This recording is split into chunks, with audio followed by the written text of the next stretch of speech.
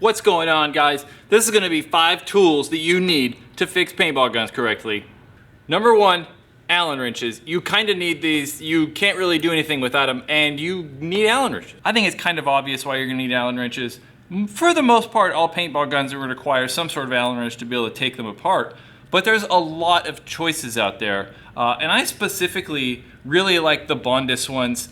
These gold ones, they tend to last very long. This is brand new, but I've had my current set for like 3.5 years, and I use them every single day. And they're still in very good condition, and they get used a lot. So I'm a big proponent of Bondis. I really like this stuff.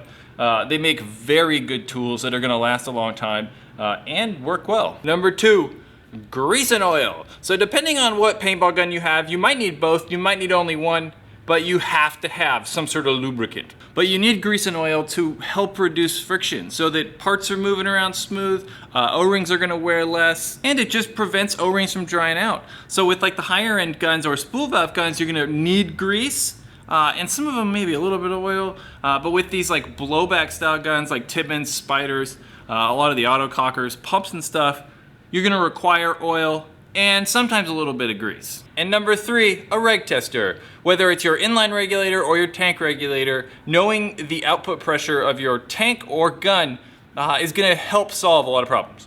You could have, say, a DM7, where the output pressure is about 160, and you could have your pressure set at 300 and not know what's happening. So being able to hook the regulator up to this gauge and know the output pressures is key. And the same with a tank too. If you have a tank that outputs, say, at 200 PSI, when it should be 500 or 800, that tank could be causing problems as well. So knowing the output pressure on inline regulator and tank, super key to fixing stuff well. And number 4, a battery tester. Knowing the battery level on any of these electric guns is very important. Having a weird battery or low voltage can cause a gun just not to turn on, can cause weird erratic shooting problems, the velocity could be low, the eyes could not work, all kinds of things can happen with having a low battery. So it's very important to know battery level. And number 5, air radar. So knowing the velocity after you've used all those tools and made your paintball gun work again is important. So it's not just good enough to stop leaks and make sure a paintball comes out. You're gonna need to know the velocity is consistent and high enough.